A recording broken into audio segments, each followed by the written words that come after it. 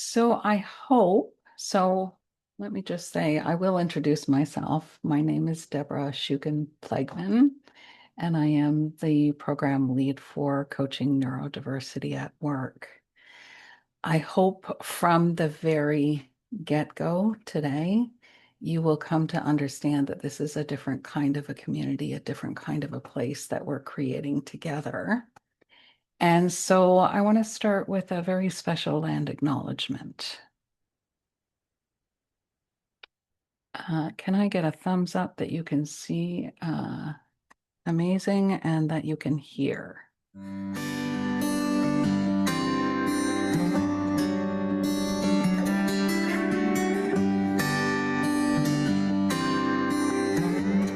So I'm Ganyak Gahaga, I'm Turtle Clan, and I'm from the community of Kanasadage. I'm an artist.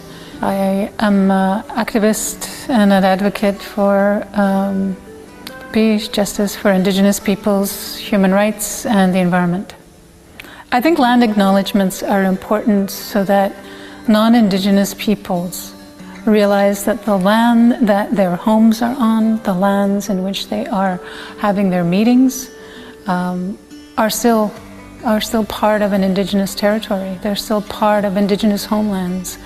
And if they can understand that a land acknowledgement is more than just mere words, that it goes deeper than that, in the fact that thousands and thousands of generations of Indigenous people have walked this part of the world, this land, I think it's helpful. What I don't like is land acknowledgements just for the sake of looking politically correct. So I think for non-Indigenous peoples, then this is just the first evolution of reconciliation, part of it, and that they need to move beyond land acknowledgements, because while they mean something, I wonder how much they really do mean to people, and to put action, as I said, action behind those words of what a land acknowledgement means.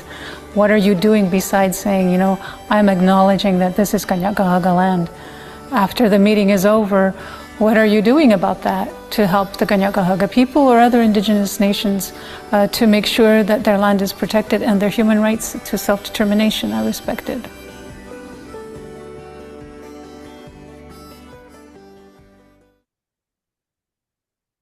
And so as we begin to enter this space with intention, I would like to acknowledge that I'm here in Toronto, which is on the traditional territory of many nations, including the Mississaugas of the Credit, the Anishinaabe, the Chippewa, the Haudenosaunee, and the Wendat peoples, and is now home to many diverse First Nations, Inuit, and Métis peoples.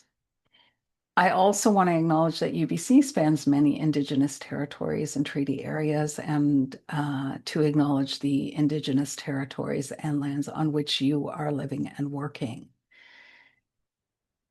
And I want to, just while we're on the topic of Indigenous peoples, I want to relay a story. I want to start with a story. If your employee assistance provider is TELUS Health or Homewood Health, you might see me in a different light as I do neurodiversity training for some of the biggest EAPs in Canada. And I came upon a leader who was traveling to Northern Indigenous territory within Canada. And she noted from her experience there that when a baby is born, the family and all the elders in the community gather and they observe the child as they are and as they grow. And if, for example, that baby cries a lot, they say, this child will use their voice in our community, and they follow the child's natural abilities as they grow. And so as we come together here today, I invite you to imagine what could be true if we followed in this tradition at home, in the world of work, and in coaching in the context of work. And that really is what brings us here together today.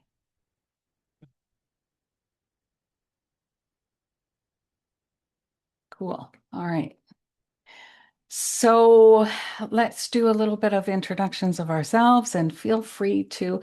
I love seeing two things that just really make me really jazzed and really excited. One is let's show the love, all the fun emojis that you can come up with and bring them on.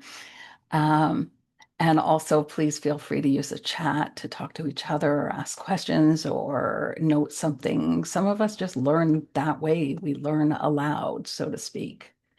So, again, I want to introduce myself and the program team. So, I am Deborah and I am the leader. I'm an architect, author, all of the above for this program. I am both an advocate and a member of the neurodivergent community. I belong to kind of an interesting group. That is, I am late diagnosed and female of a certain age. My diagnosis is autism plus level 1 ADHD. I'm also twice exceptional. I am a parent of a 27-year-old who just got married this summer. And not long before that, she graduated her undergrad after 7 years of trying to do so. So I've been a leadership coach, educator, mentor, supervisor of other coaches uh, for the better part of 20 years. I also am a mentor coach, competency assessor, and guest lecturer in the UBC Certificate in Organizational Coaching. We'll talk about where that comes into play. All in all, about 90% of my clients are neurodivergent, whether they are disclosed, undisclosed, diagnosed, or undiagnosed. And so the research and development for this course are part of an 18-year odyssey in which three worlds kind of collided: coaching, neurodiversity, and the context of work, which is why we call this Coaching Neurodiversity at Work. I want to welcome also my co-lead facilitator, Alex Baltadano. She is also our budding podcast engineer and learning management lead. Jackie Connolly, who is one of our facilitators. And I have no other words for this, but podcast co-conspirator, Jackie. Um, Joe Davis is one of our other facilitators, and I don't believe that she's here today. And Jackson Say is a member of our program team. Jackson is the only person on our program team who hasn't been through the program. And we are discovering that that sort of comes in handy because Jackson is doing our research and evaluation. So he's a little bit arm's length of the program material itself at this time, just in order to be a little bit more objective in our research and evaluation arm. We may have some alumni here. If you're alumni, please feel free to type in the chat, recognize yourself. We are often joined by experts in the field. Many of the authors behind the readings, you will often join us at these sessions. And of course, we are all supported and nested within the UBC, the new Center for Organizational Coaching. So that is a sort of an expanded role for UBC, this part of UBC Extended Learning. So some of you may have been corresponding with Cynthia or Brian, who is the program lead. And as you go through registration for the program, they will be the folks who are supporting you at UBC. Hope I have not left anything out. So I want to ask you, as we start to come together, feel free to write in the chat, what are your highest hopes for this session? So, what we plan to cover today is the purpose of the program, maybe some logistical and structural information about the program, get a sense of the community that you're plugging into, and maybe share some examples of what your learning experience might be like. And so I invite you again, if there is anything in addition to that, that is your highest hope for today, to go ahead and put that into the chat. I don't see anything coming up, so I'm gonna proceed. So what are we doing here? Ooh, okay, we got some coming in. Oh, amazing, right? I need to pause. Oh, we do have some stuff. Let me go back. So, understand how to identify neurodiversity in the workplace so I can better support that person or people. Gain additional knowledge skills to better support students at work. Hoping to see whether this program will be a good fit or whether it would provide me with skills to support others at work.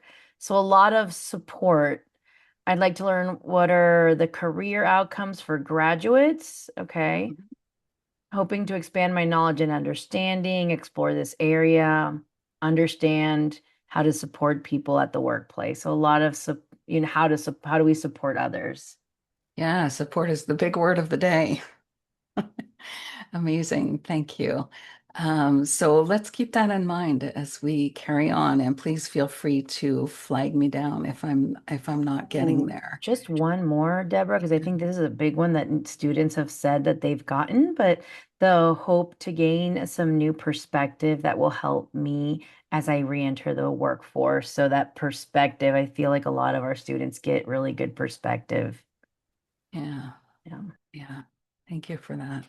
Yeah, so I want to, what I'm hearing also, I want to just pull that apart a little bit. So what I'm hearing is some hopes for what I would learn in the program.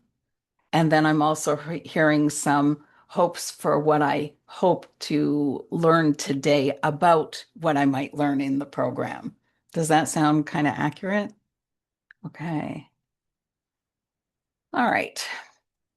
So let's start with, why are we doing this? This is kind of, so let me just say that we're just finishing our third cohort, plus we did a pilot. And so you are potentially entering into cohort 4. So why did we do this about just over a year ago? So there's definitely some rise in the visibility of neurodivergence in the context of work. But the thing is that at this point, I feel like most of us have a sort of a baseline understanding, but we're not really at the, and what do I do with that? And how do I get a deeper understanding so that I can be useful in what I do with that? And so that's a little bit um, about where we're coming from here today. So it is a rapidly developing field. And when we entered into this training marketplace, we were kind of the only game in town. And I think if you look at our 3 pillars, that we may well still be the only game in town. So we are, we always talk about the 3 pillars that we have. We have coaching or the leadership of, and we'll talk about that. We have the context of neurodiversity and the context of work. Those are the 3 pillars that we work within. Um, and so you're going to be learning from neurodivergent leaders, not just about them, and also with them. So it's more than just inclusion, it's about innovation and leadership and systemic change. We also talk about one thing that we do very often talk about is the idea that conversations are the very smallest unit and where all change starts. So that's, something that we hold dearly in the program. So, what are why this, why now? So, to help you develop coaching and leadership competencies within the context of work and neurodiversity, help you to grow your professional network and community, again, to enhance your confidence as a leader and a change maker. And if you are If you are already a coach, you will continue with us in continuing professional development, CPD, continuing education capacity. And if you are considering entering the coaching profession, this is also an entry pathway. And so I want to go to the next slide for this. So this is something that's been really fun and interesting for us, I want to say. Folks have come to this course from a really wide range of professional backgrounds. We designed the course initially. We thought we would have experienced coaches show up for continuing professional development. And who showed up has been so really fun and interesting for us. We have educators that are showing up. We've had leaders in the context of work, a couple of people in and around the law areas, people in and around career development areas, folks that are working inside of universities, several folks that are working inside of universities, and are increasingly dealing with folks, either colleagues who are neurodivergent and or their constituents within the university who are neurodivergent, depending on what their positions are. We've also had quite a few people with interest in work integrated learning experiences. Again, not a lot of deep support and education around that in the marketplace. So this is kind of who's coming. And so it makes for a really exciting kind of we do a lot of reading, we do a lot of dialoguing, a lot of interesting interaction within the group. So I want to get a little bit deeper. And Alex, I'm wondering if is there anything in the chat that I need to be aware of? Any questions I'm not answering? Questions I'm answering not to your satisfaction? You're muted, Alex.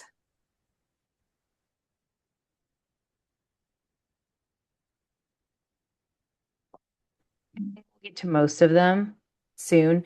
Credential, Okay. the course, yes, and ICF, CCE units. So we'll get to some of that in a bit. Great. Okay. All right. Fantastic. All right. So the program itself is research informed, and yet rooted in community. So I built this course from the ground up. And the way that I built it is with universal design in action, with universal design for learning and with our own, specifically mine, and then growing wider in the community, lived experiences.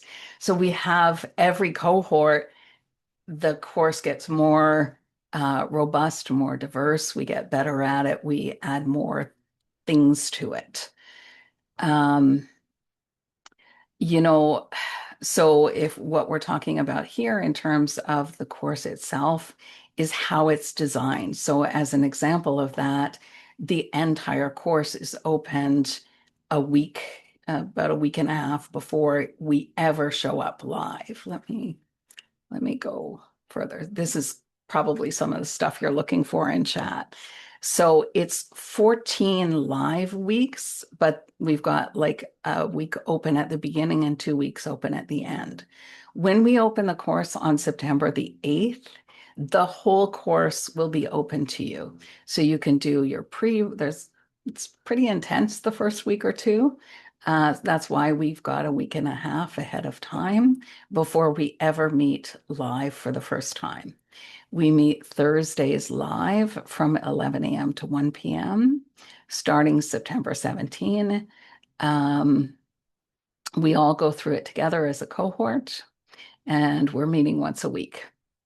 If you are a credentialed ICF coach, you can earn 40 CCEUs or continuing education units. We feel so excited about that. that is the maximum that you need for any renewal period. And so between that and I think there's just three ethics CCEUs that you need in addition to this, and those are available free from the ICF.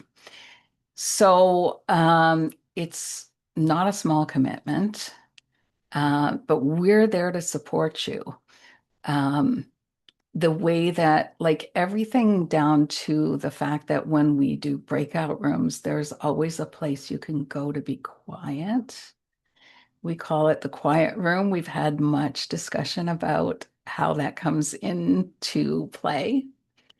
And I think I want to bring Alex live now. Alex, if you wanted to, we're going to look at the anatomy of a session. And so every session follows the same cadence with a few minor exceptions. So what I'm going to do now is ask Alex if she would walk you through what a session kind of is comprised of. So Alex, if you want to unmute and I'll walk, there we are. That's the anatomy of a session. Yeah. So yeah. So we have a couple units, about 4 units, and we start with investigating at your own pace. So the readings can be PowerPoints, research papers, articles, or parts of books that, Deborah has curated especially for the course. So you'll have about, I would say the least amount is about an hour of research or readings there per week, but sometimes more but you can pick and choose some of them. What now what? So that is the topic summary. It kind of tells you what you're looking at for the week. So why is this important? And then now what? How do you move forward with this information that you have acquired during the week? Then we always post the questions beforehand. We have an intro question for every live session. Sorry, Alex, this is Yes. the pre-discussion. This is discuss the readings before joining us live. Oh, thank you. Sorry. This is discuss the reading. This is a discussion. So you have a discussion post to write about what you have taken away from the readings. And when I say write, I mean loosely write. It could be drawn, it can be spoken, it can be recorded, however you want to do that. But there's a discussion, and then you are asked to post on to others to kind of see what else everyone is getting from the readings and the material that week. Then we have the preview the questions. And so here is you preview the question, the intro question, and the breakout sessions that we have. And in the first 3 units, there are 2 different breakout sessions with 3 different questions. And so you get to choose which question interests you most, so you can then have a deeper discussion on that topic. Unit 4 is a little different. Everyone answers the same question, but we have 3 questions. So it's interesting how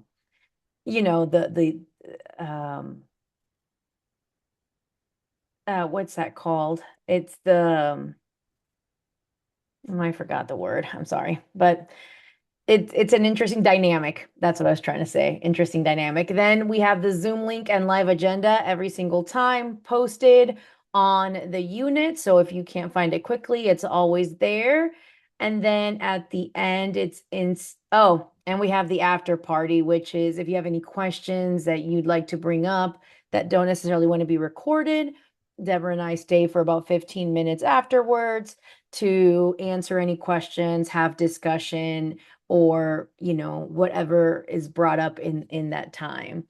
And then we have the insight to impact. So after each session, what are you taking away after the discussion and the reading and just everything, all of it? What are you taking away? And that's the insight to impact. So that's exactly the same format every single session. Yeah. Thank you for that, Alex. So, as Alex said, this is the same thing, basically the same cadence that you'll experience every week. Um, there are 4 units. The first 3 are quite similar. I want to say they're fairly reading heavy. There's a lot of PDFs and there's a lot of options of how you engage with that reading. Um, and then in the fourth unit, you'll encounter, I like to say it's like a book club on steroids. So that's where the textbooks come in, but that's also where we kind of broaden the lens and we give you some podcasts to listen to. We give you some music to listen to. There's some art interactions that are specifically neurodivergent artists. And again, expanding our vision of what the context of work looks like for folks who are neurodivergent. So a lot of it is uh, critical thinking and expansion about what neurodiversity is and what it isn't. Um, so before I start talking about the impacts of the course itself, um, I think maybe what I want to do is first question is, do we have any alumni that are present? Have we had any alumni identify themselves? I don't think so. Okay. So some of our program team, Jackie, you're it for program team members here. You don't necessarily have to speak out in this moment. I want to make sure that we're taking questions that stuff we haven't answered yet from the folks who are here. So let me just move things around here, see where we're at. Um, okay, so I'm asking, what questions do you have that we haven't yet answered? So feel free to, I think the last thing, do you offer ICF CCE units? That was a yes. Credentials from Ashley. So I guess it depends what you mean by credentials. So let me say this. If you are interested in credentialing as a coach, this is a valid pathway in. And I do have a couple of slides that I can share on that. If you're interested in becoming a credentialed coach through the International Coaching Federation, it's a little bit complex, but we help you through the process. So 2 things that we do. One is I'll show you a pathway map if that's what is interesting to this group. But I also want to say that we have folks from UBC that will come and talk to the group and answer your specific questions. Let me just see, let me just see, credentials, is coach training more academic or hands-on? Okay, so you will not be working with clients in this course. You will not be simulating coaching. This is an entry point for learning coaching. So many of our participants are not trained coaches, but they are having leadership coach-like conversations. And so we speak to how to support folks who are neurodivergent, uh, very often including ourselves. So the coach themselves might be neurodivergent. That is a possibility too. Leaders also might be neurodivergent. So I want to say it's discussion and reading based. It is not necessarily coaching demonstration based, if that answers your question. In the way that credentialed coach training works in the ICF world, that is when you're practicing coaching itself, it's more actually called mentor coaching. How much times per week should we expect to put towards the program? I believe, and that's from Lila, I believe on the website it says about 4.5 hours.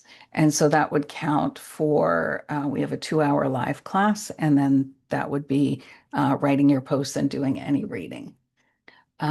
Is this appropriate for those without previous coaching experience? That's from Laura. And I would say absolutely. And that's the thing that's been, I want to say, so exciting for us is we thought we would have experienced coaches showing up, but what we actually have is a mix of the two. So not only are you if you're not an experienced or trained coach, not only are you learning from us who lead the course, you're also learning from, usually there's one or two experienced coaches in the course. So it's kind of an interesting learning environment. And let's face it, if we're here, we kind of don't always take the beaten path, right? And so what I want to say is that we have a lot of folks who are have been in the course and are like, oh, but I didn't think I'd be entering coaching, but I'm entering it from this interesting angle. So that's what I want to say. What would be some of the outcomes of our learning? So I want to say one of the big out, actually, I maybe want to turn that question over to, so this is a question from Penny about outcomes of the learning. And I think I maybe might want to turn that over to either Alex or Jackie to speak to.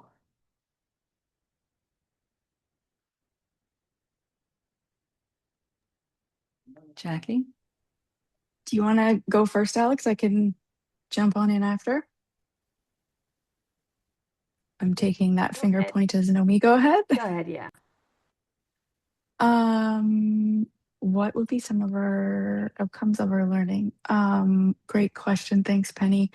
I made some notes for today. I think there was a few things that stood out to me in terms of outcomes. I needed a course that had that universal design element. So, like, this is tied to outcomes because I needed a place where I could approach the learning in a way that made sense for my brain. I'm a 2-time stroke survivor, and Deborah and Alex spoke to how this course is designed. That was really important to me. So, I wouldn't have been able to collect the outcomes if it wasn't designed that way. I think for me too, I came from a background in HR, 11 years in HR leadership, and I went then into the coaching course at UBC, the organizational coaching course, then into the pilot program of this course. Because I wanted more, I use this word a little bit lightly, but I wanted more structure. I wanted more tools. I wanted more, a lot of the things that I think a lot of you folks mentioned early or on in our call when Deb asked, like, what is it that you're hoping to get out of today, right? Like, how do we better support people who may identify as neurodivergent, be they our clients, our colleagues, our friends, our family? I wanted more of those tools, and Deborah and Alex had created a framework which gave me that. And I think the last piece, which is definitely not the least, is the connections that the program offers. So, like, the program team, the folks that I did the pilot with, we're now connected. And I have this network of people that I can go to and say, like, I had this challenging conversation. I have this new client. I need to, I want to have a conversation about how I might be thinking about this, how I could support this person. I didn't have that before. And so that also for me was an incredibly valuable piece that I got out of this program. Thank you, Jackie. Alex, anything to add? One thing I want to highlight is, when you say perspective, and you mentioned a lot in the chat, the ICFN is a framework that Deborah developed, and it takes a lens on executive functioning. It takes, and you may or may not know what that is yet, but that is, it takes a lens on our whole system as a person, so that when we coach, we're not looking at the problem, we're looking at the person. And that's, basic coaching, but in this space, we're looking at it a little differently, with a different lens. And I think that for me, that has been my biggest learning, my biggest outcome of the course. And it has been what has most positively impacted my coaching. I was a coach, I was an internal coach full time for the past 3 years. And whether people were neurodiverse or not, the clients I was working with, the framework really helped me and them frame, and understand, what they were working on and how they were looking at things. And it's helped me personally too, because my coworker also went through the program and we used it a lot on each other. And so I saw how it differed from coaching, because for me, I was one of those clients that would come in, have like great aha moments, and then never take action, or it would take me 3 coaching or 5 coaching sessions to really take action. Whereas with this, I feel like it's a bit different. So I think that's a big part of this whole experience, that's a big outcome. Thank you. I want to maybe speak to, it occurred to me that I should probably put up this amazing slide that Jackson did while we're talking about outcomes, and I will explain it, but I'll just, there's a couple of questions in the chat that I also wanted to speak to, that sort of relates to outcome. So, Bonnie, you're asking about allied professionals, so social work and nursing. So in the broader perspective of my practice, I do uh, a lot of work alongside of other allied professionals. So I, for example, work with cancer survivors who are recovering from brain fog. So that's cognitive rehab. It looks a lot like working with neurodivergents at a tactical level.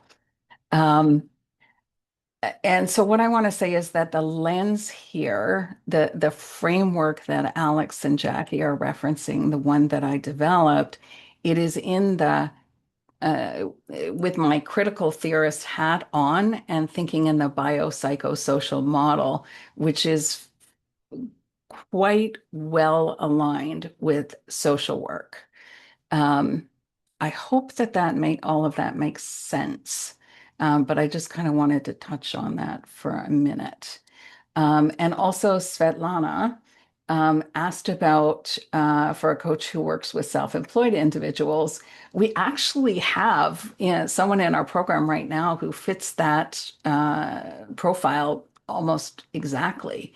Um, and I also want to say that many of us who are neurodivergent, or who certainly resonate with neurodivergent folks are self-employed. So I've been in private practice for almost 14 years.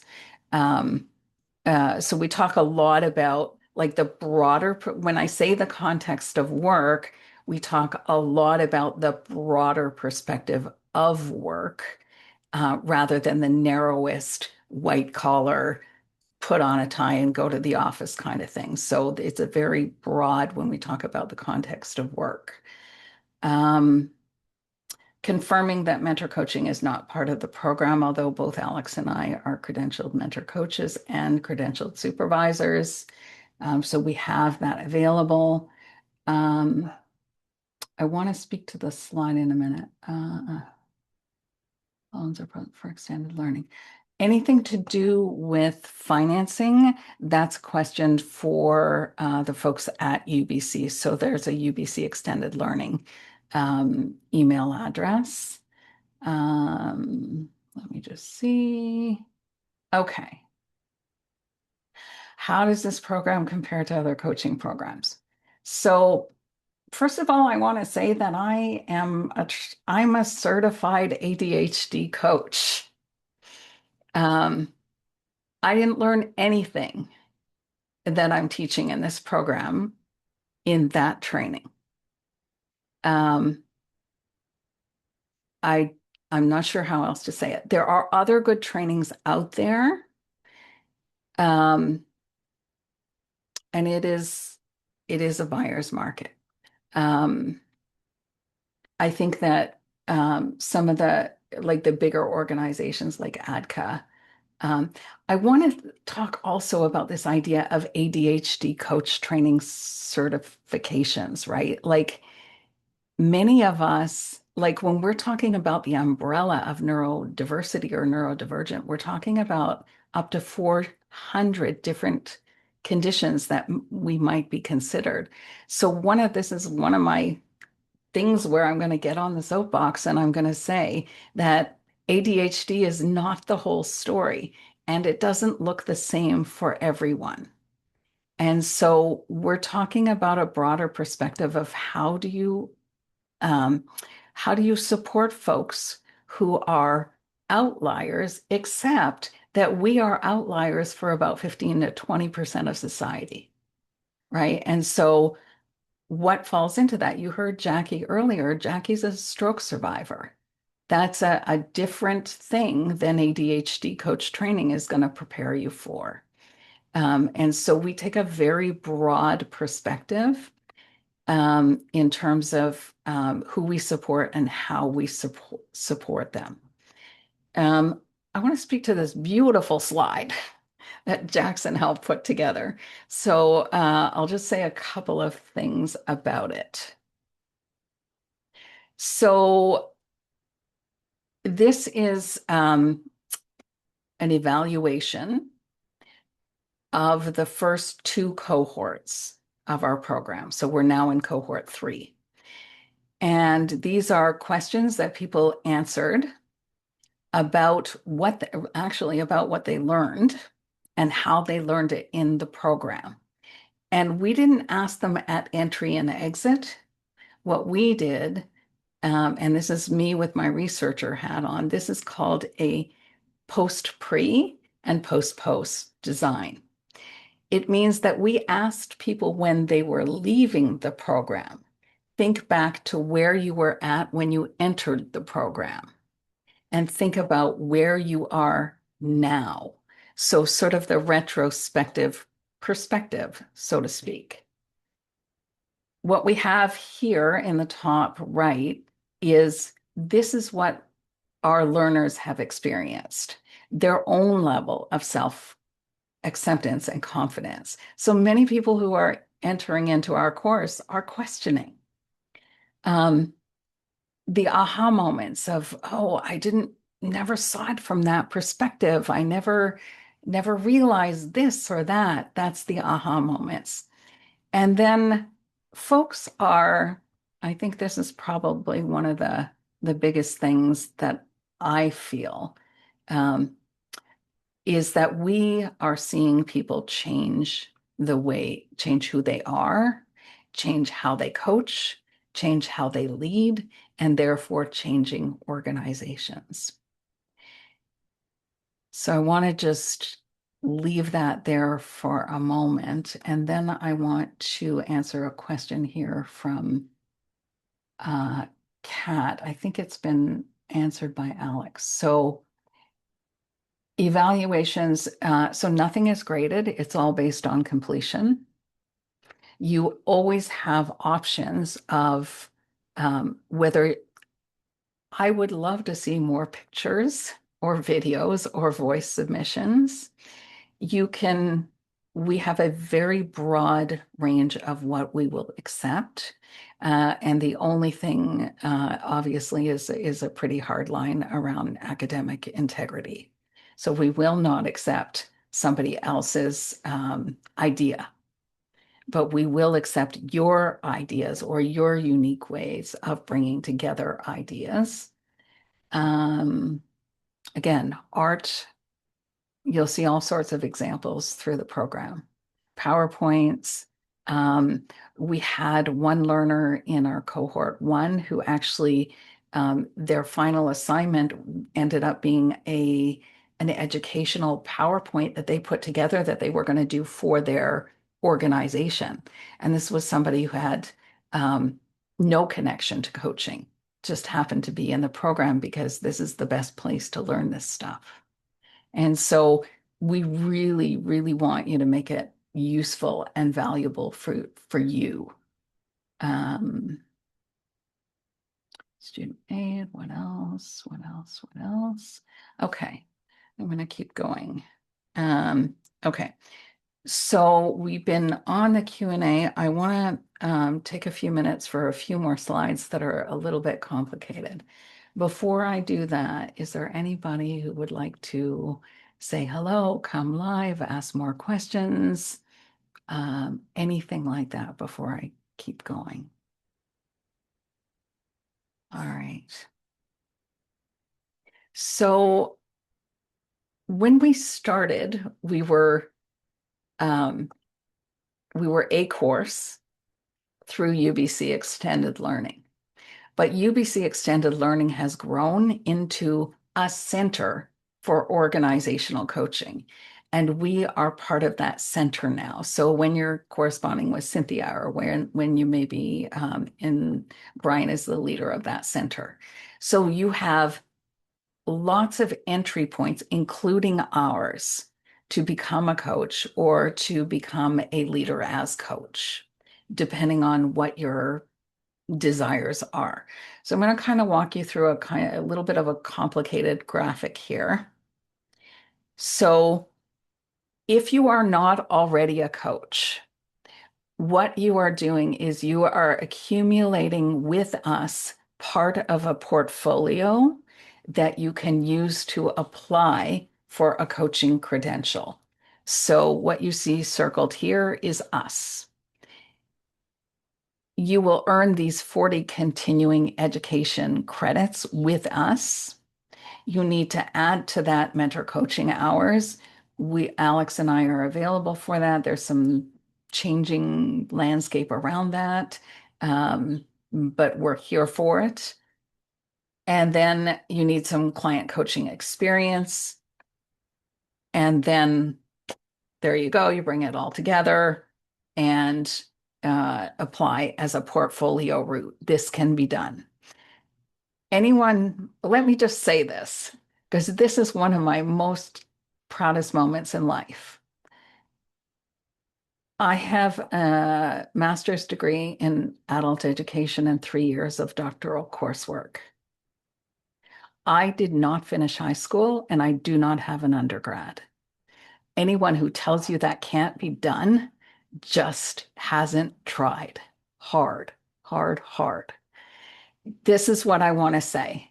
You can become a coach. There are lots of different entry points. And actually, probably my statement was a little overstated. What I want to say is that it's possible. Folks don't believe it's possible. It's possible to take a portfolio route in for many, many, many credentials, not just the one that I have. So let's walk to the next slide from here. So with us, the thing you're here for the info session today, you will get 40 continuing education credits. You need 60 in the portfolio route. So now is where this really cool Center for Education and Coaching or organizational coaching comes in. All of these courses are available for you to pick and choose from to get the other 20 credits. So, for example, several of our alumni who started with us here are just going through Leader as Coach fundamentals. You could go to career conversations or conflict conversations. There's a whole bunch of other things that you could choose from in this new Center for Organizational Coaching. We are here to support you in getting through this and helping find your way through all of the rest of this, that is Cynthia and Brian. But we are here for it. We are part of it, and we will connect you with them. So I just want to say that it is possible. You can do it. What else do we have here? I'm going to go back on the Q&A. I'm going to stop sharing my slide unless anyone wants me to stay on a slide. Gosh, that's a lot you're hearing from me.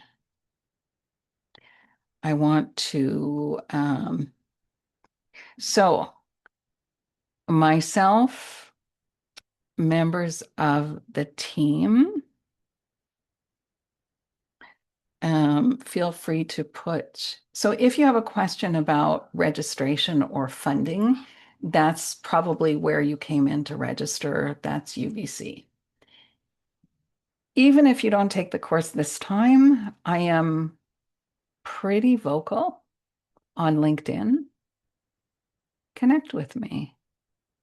You still have some time before the course starts.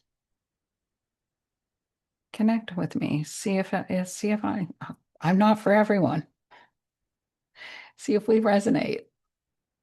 Jackson, I see your hand. Yeah, thanks, Deb. I just thought I'd take a moment to kind of talk about my journey and experience into this. I did the certified organizational coaching program at UBC, and I worked in a kind of a leadership position at the city of Vancouver. And Deb was one of the workshops, and I was just really like captivated by the way that she taught. And so I also reached out to her and had a little coffee, and then I kind of had only recently gotten diagnosed with my own neurodiversity. And it's been this kind of ongoing journey, and this, yeah, I think for me, kind of on the back end of looking at the research and kind of the evaluation, like the feedback has been really extraordinary. I just want to give voice to some of those folks that it's like perfect for folks who's had a recent diagnosis or kind of later in life, like kind of understanding how neurodiversity exists in the workplace, but also those unspoken rules that are designed to promote productivity, but not actually the workforce. That was really opening, big key takeaways. Jackson, they're saying it's hard to hear you. Oh, thank you. I'll try to speak out louder. Is that hopefully better? Is that better? No? Yeah, better. Okay.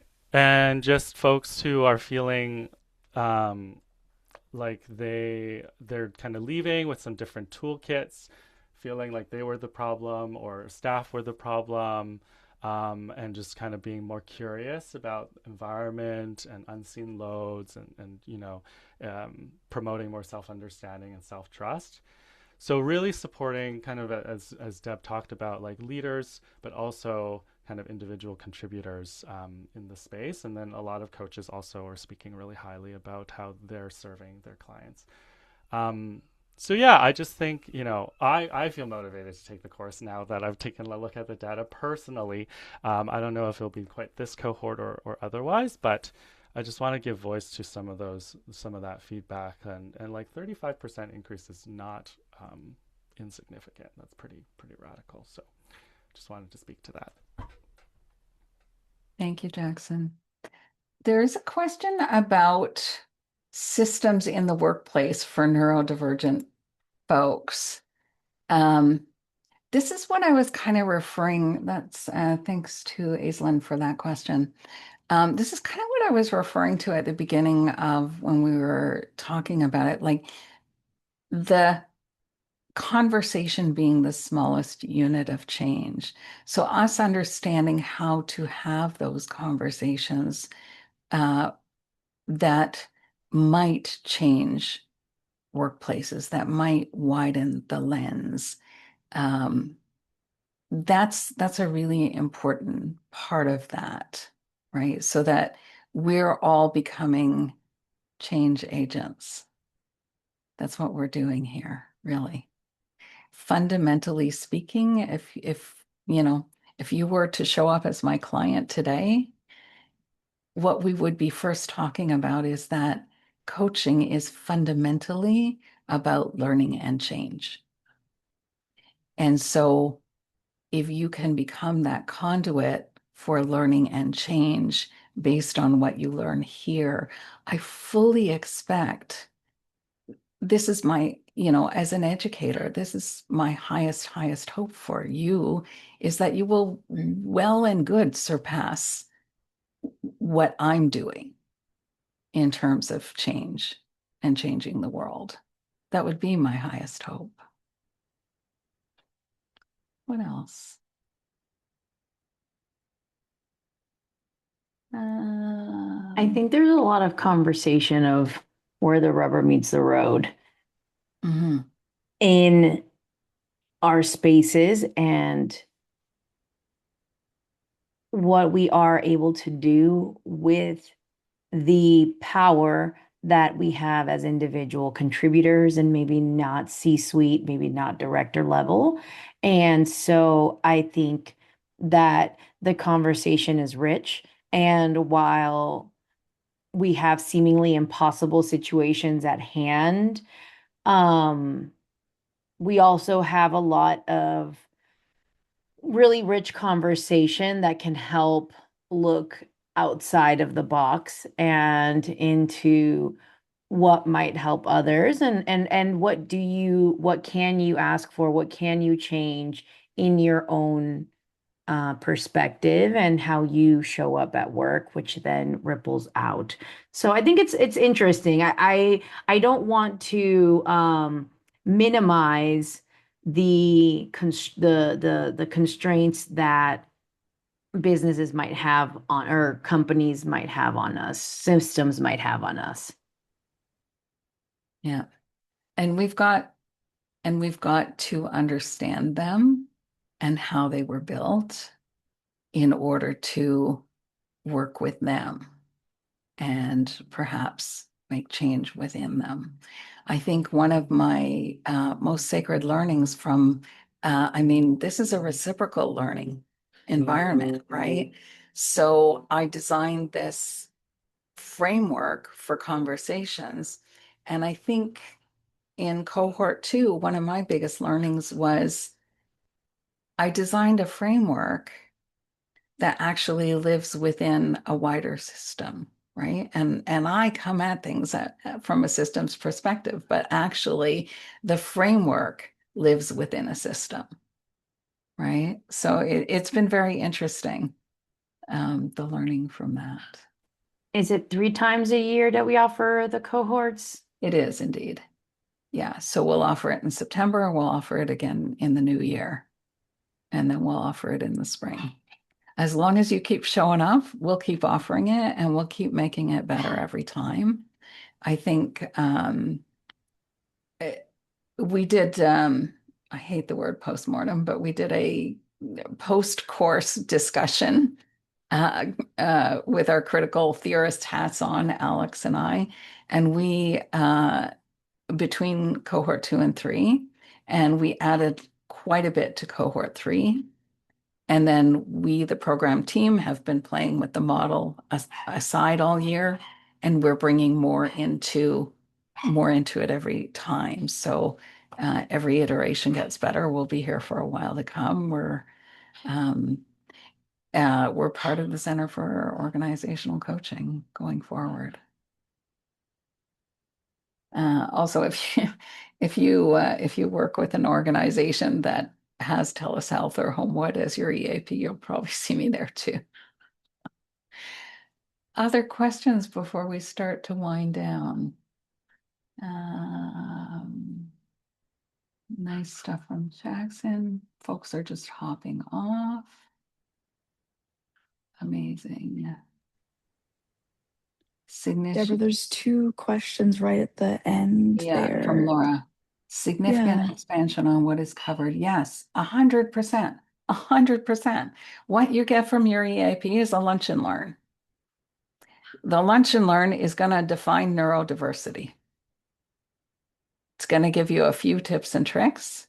This is a much deeper dive, and much more with a biopsychosocial hat on. Also, I want to say this very clearly. Leadership theory very often assumes that folks who are neurodivergent are not leaders, and yet we are leaders, and we carry that hat in the program. What else? What am I missing in the chat? There's one more question from Christine underneath Laura's. Trying to change it up.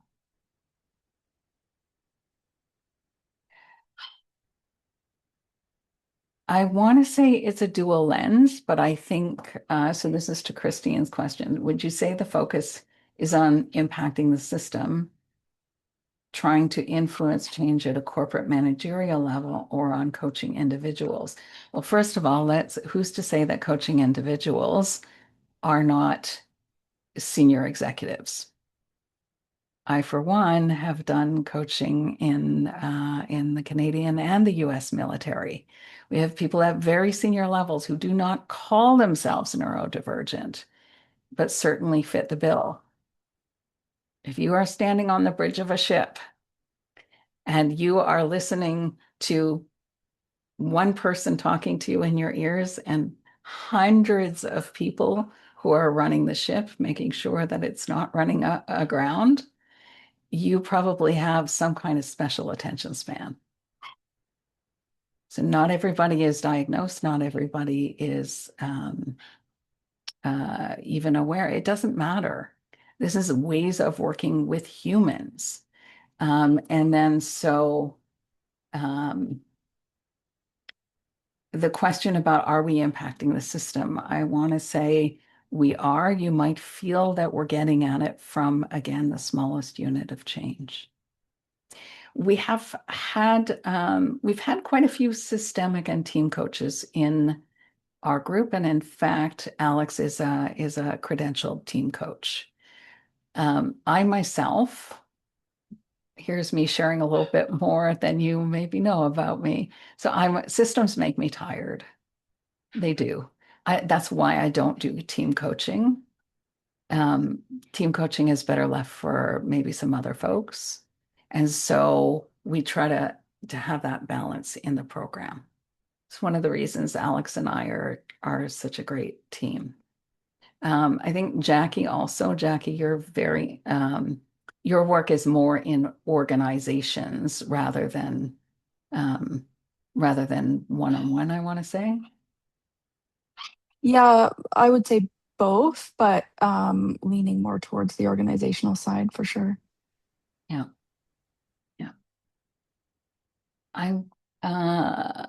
So we're at time. So feel free to, if you have other places to be, feel free to be at those places. I'm gonna stop recording.